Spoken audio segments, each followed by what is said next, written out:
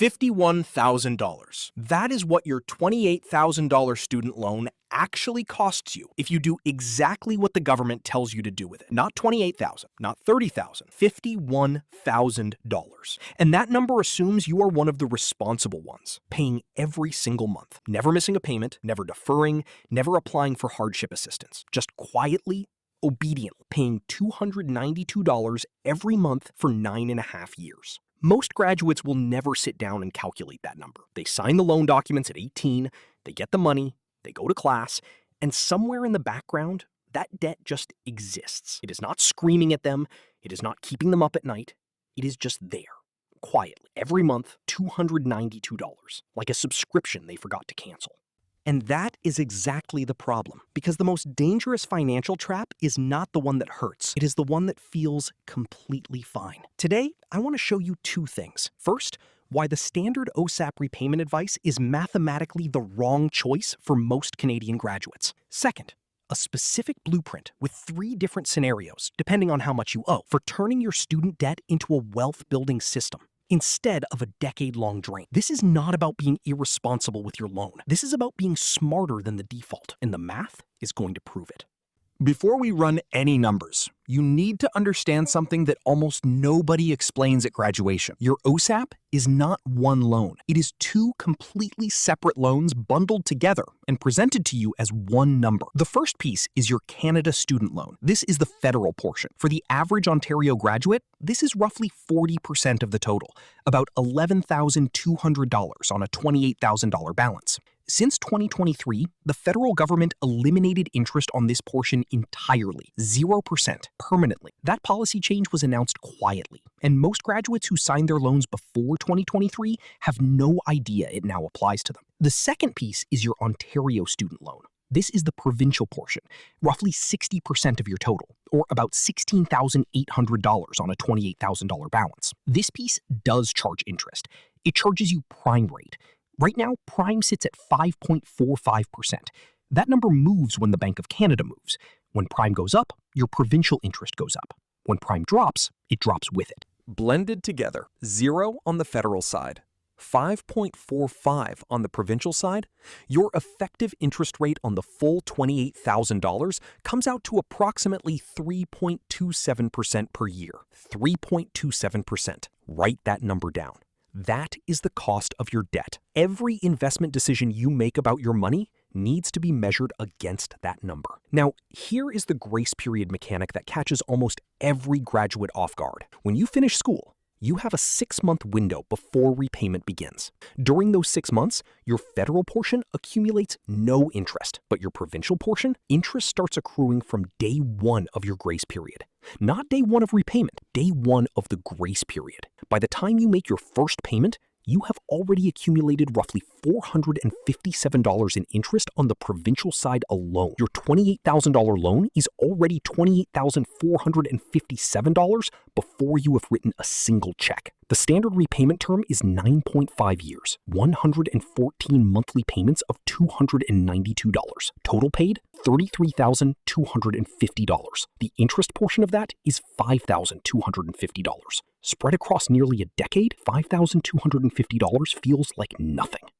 That is the trap. That comfortable feeling is exactly what keeps people on the slow path. Before we get to the math comparison, I need to address something that every personal finance channel skips, the psychology. Because if I just show you the numbers and ignore why people make the wrong choice, half of you will nod at the screen and then go back to paying the minimum for the wrong reasons. There are 3 psychological traps inside the OSAP repayment decision. Trap number 1 is what I call the minimum payment comfort. When you log into your NSLSC account and see $292 per month as your required payment, your brain registers that as the correct amount. It was set by the government. It was calculated by professionals. It must be right. The minimum payment feels like compliance, like responsibility. You are doing what you are supposed to do. And that feeling is completely disconnected from whether it is financially optimal. Trap number 2 is debt shame. There is a social pressure particularly among people in their mid-20s, to not be in debt. Your friends are talking about investing.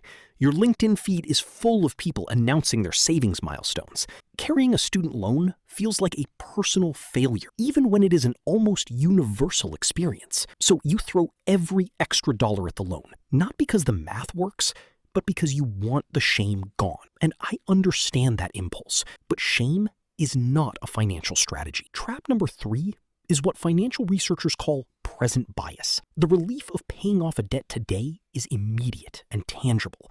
The benefit of investing that same money over a decade is invisible in the short term. Your brain weights the immediate relief far more heavily than the future compounding. This is not a character flaw.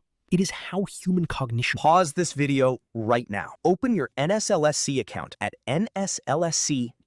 Find 3 numbers: your total balance, your federal balance, your provincial balance. If you do not have your login, find your most recent statement. Drop those 3 numbers in the comments below along with your city. I read every comment in the first 48 hours. I want to see the real numbers Canadian graduates are actually carrying in 2026, and I will tell you directly whether the strategy in this video applies to your specific situation. Every personal finance article, every bank brochure, every well-meaning parent, every guidance counselor says the same thing. Kill the debt first, get to zero, then invest. And I want to be fair to that advice. It is not irrational. It is a perfectly coherent strategy. It just ignores the one variable that changes the entire calculation. That variable is the spread between your debt cost and your investment return. Your OSAP costs you 3.27% per year. The Canadian stock market, through a simple globally diversified ETF like XEQT or VEQT, has returned an average of approximately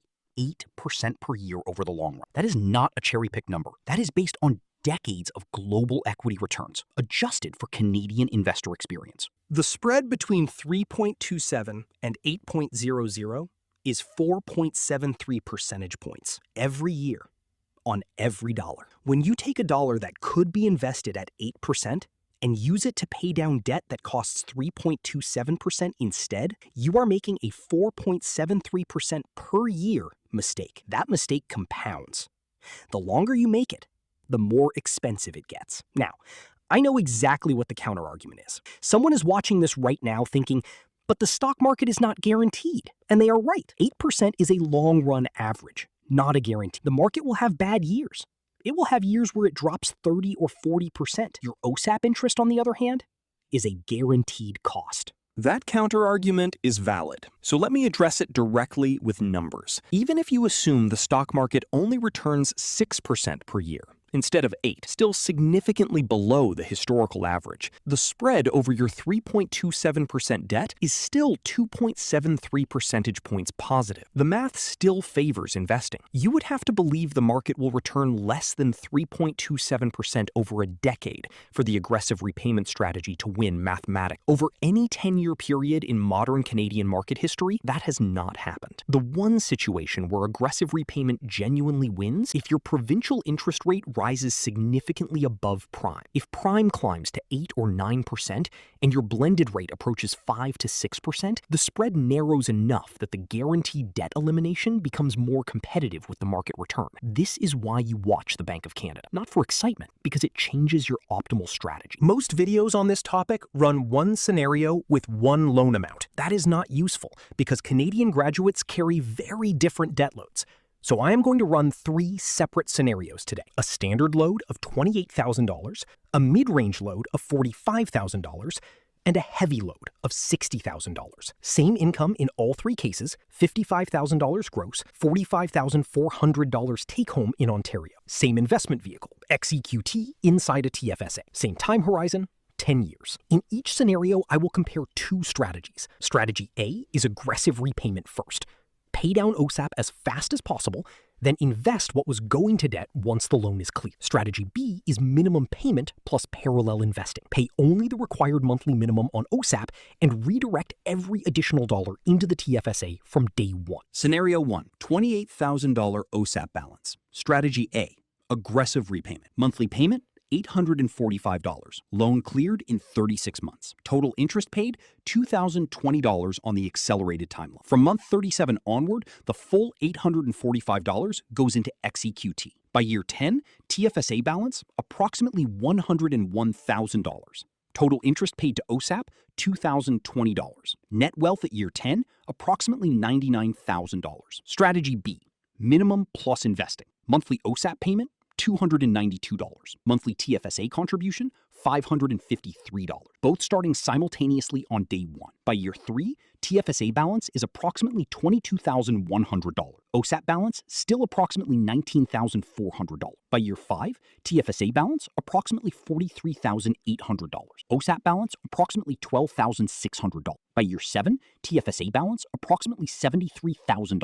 OSAP balance approximately $5,200. By year 10, Approximately $101,800. OSAP balance approximately $3,800 remaining. Total interest paid to OSAP over 10 years, $4,100. Net wealth comparison at year 10. Strategy A, $101,000 with zero debt. Strategy B, $101,800 TFSA minus $3,800 remaining loan equals $98,000 net. On paper, Strategy A is slightly ahead in net terms, but the viewer in Strategy B built the investing habit from month 1. The viewer in Strategy A spent 36 months building a debt elimination habit and only 84 months building an investing habit. The habit age at year 10 is different, and habits compound differently than money does. Scenario 2, $45,000 OSAP balance. This is where the math shifts more meaningfully toward parallel investing. Strategy A, aggressive repayment on $45,000.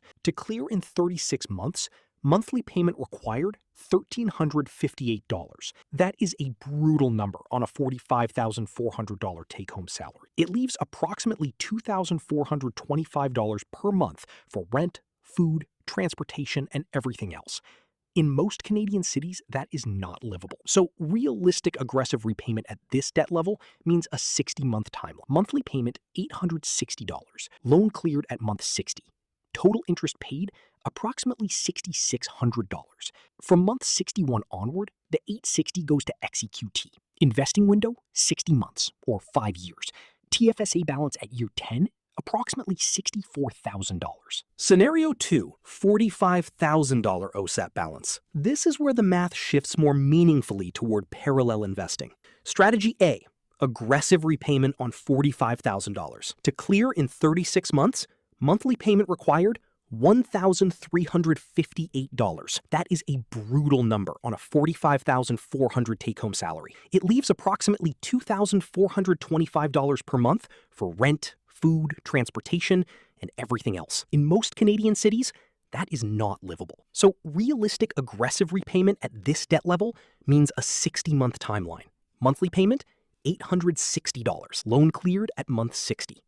Total interest paid, approximately $6,600. From month 61 onward, the $860 goes to XEQT. Investing window, 60 months, or 5 years. TFSA balance at year 10, approximately $64,000. Strategy B, minimum plus investing. On $45,000, minimum monthly payment, approximately $470. Monthly TFSA contribution, $390. Starting simultaneously. By year 5, TFSA, approximately $29,000. OSAP balance, approximately $26,000.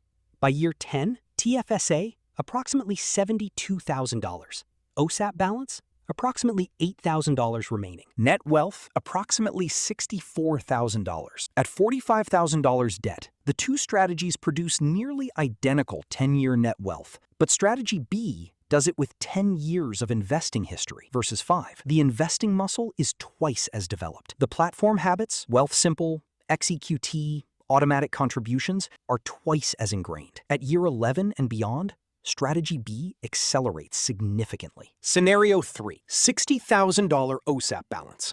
At this level, aggressive repayment becomes genuinely unlivable on a median Canadian salary. The math is not even close. Strategy A, aggressive repayment on $60,000. To clear in 5 years, monthly payment required $1,147. Possible, but severely constraining. To clear in 7 years, $860 per month. Total interest paid across 7 years, approximately $12,200. Investing begins at month 85. Remaining investing window in a 10-year frame, 3 years. TFSA at year 10, approximately $35,000. Strategy B, minimum plus investing on $60,000. Minimum monthly payment, approximately $625. Monthly TFSA contribution, $220. Modest but consistent. By year 5, TFSA approximately $16,000. By year 10, TFSA approximately $38,500. OSAP balance approximately $18,000 remaining. Net wealth approximately $20,500. At $60,000, Strategy A produces better net wealth at year 10 by approximately $14,500. This is the level where aggressive repayment starts to win mathematically. But it requires genuine lifestyle sacrifice. And it requires the discipline to actually redirect the full $860 monthly into investing the moment the loan clears. Most people do not do that.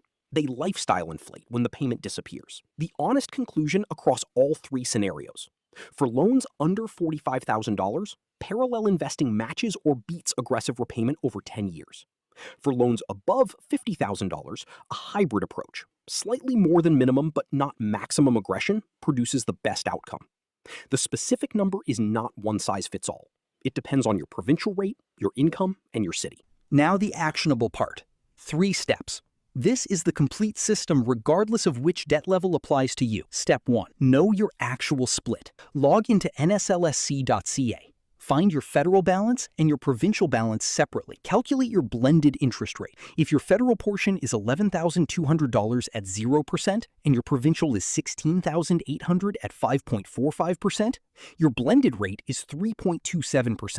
If your numbers are different, do the calculation with your actual figures. The split determines your strategy. Do not skip this step. Step 2. Set your OSAP to autopay at the minimum required amount. Not $1 more. The minimum payment on $28,000 is $292. On $45,000, it is approximately $470. On $60,000, it is approximately $625. Set this on autopay through your bank. Treat it like a utility bill. It leaves your account on the 1st of every month and you do not think about it again. Step 3. Open a TFSA if you do not have one. Wealthsimple and Questrade are both excellent platforms for Canadian investors. Both are commission-free for ETF purchases. Inside the TFSA, set up a recurring purchase of XEQT or VEQT, whichever you prefer. XEQT has a management expense ratio of 0.20%. VEQT is 0.24%. Both are globally diversified all-equity portfolios. Both are appropriate for a 10-plus year horizon. Set the recurring purchase for whatever amount remains after the OSAP minimum, whether that is $200 per month or $800 per month. Automate it. Do not log in and make manual decisions every month. The automation is the discipline. That is the complete system. 3 steps, 1 hour of setup, a decade of compounding. I want to make this concrete, not just numbers on a chart, but what this actually feels like to live. Year 1. You graduate. 6-month grace period. Use this time to set up your NSLSC account, confirm your split, open Wealthsimple, and configure both auto payments. When repayment starts at month 7, both payments leave automatically. You do not feel heroic. You do not feel like you are getting ahead. You feel like you are managing. That feeling is correct, and it is fine. Year 2. Your TFSA has been running for about 14 months. Balance is approximately $9,000 to $10,000, depending on market performance. Your OSAP balance has dropped from $28,000 to approximately $24,800. Nothing feels dramatic. Do not touch either account. Year 3. TFSA is approximately $22,000. OSAP is approximately $19,400. This is the year your aggressive repayment friends are celebrating being debt-free. You are still carrying the loan. You will feel this socially. This is the hardest year psychologically. Your TFSA balance does not get posted on LinkedIn. Your debt elimination does not generate a celebration. Hold the position. Year 5. TFSA is approximately $43,000. OSAP is approximately $12,600. Something has shifted. The TFSA balance is now larger than the remaining loan balance. You are technically net positive on the loan. You could pay it off tomorrow from the TFSA and still have approximately $30,000 in investments, but you do not, because the math still favors holding both. Year 7. TFSA is approximately $73,000. OSAP is approximately $5,200. The loan is nearly irrelevant at this point. The compounding on $73,000 at 8% generates approximately $5,800 in growth this year alone, more than the entire remaining loan balance. The math has become almost absurd in your favor. Year 10. TFSA is approximately $101,800. OSAP has approximately $3,800 remaining, less than 4 months of payments. You could clear it from your TFSA in a single transfer if you wanted to, or you let the auto payment run for 4 more months and it disappears on its own. Either way, you are debt-free, with 6 figures in a tax-free account. 3 situations that change the calculation. First, the repayment assistance plan. If your income drops below $40,000 in any given year, job loss, career change, parental leave, you can apply for RAP and your required payment drops to 0. During any RAP period, redirect the full minimum payment amount into your TFSA. Your loan does not grow during RAP because the government covers the interest. This is a rare situation where the government is actively subsidizing your wealth building. Use it. Second, TFSA contribution room. The cumulative limit as of 2026 is $109,000 if you have been eligible since 2009. If you have never contributed, that room is available immediately. If your OSAP minimum plus maximum TFSA contribution still leaves money available, open an RRSP for additional tax-deferred investing. The RRSP contribution reduces your taxable income, potentially generating a refund you can redirect to either account. Third, the lump sum question. If you receive a bonus, an inheritance, or a tax refund, should it go to OSAP or the TFSA? The answer depends on your blended rate versus the market at that moment. If markets have recently had a strong run and valuations are stretched, the guaranteed 3.27% return of debt elimination has more relative appeal. If markets have recently corrected and valuations are attractive, the TFSA wins clearly. This is the one case where paying attention to market conditions is warranted. 4 things to take from this video. 1. Your OSAP has 2 parts. Know your federal and provincial balances separately. They have different rates, and that changes your strategy. 2. A 3.27% debt does not need to be your financial priority when an asset returning 8% is sitting available inside a tax-free account. 3. For loans under $45,000 on a median Canadian salary, parallel investing matches or beats aggressive repayment over 10 years. For loans above $50,000, run the hybrid calculation with your specific numbers. 4. The habit you build in year 1 is the one you will have in year 10. Build the investing habit first. If this changed how you think about your loan, subscribe and drop your actual numbers in the comments. I want to see the real debt picture of Canadian graduates in 2026. Next week, the safety trap. Your solo apartment is costing you $15,600 more per year than it needs to. And the math on what that money becomes in 10 years inside a TFSA will make you want to call your landlord tonight.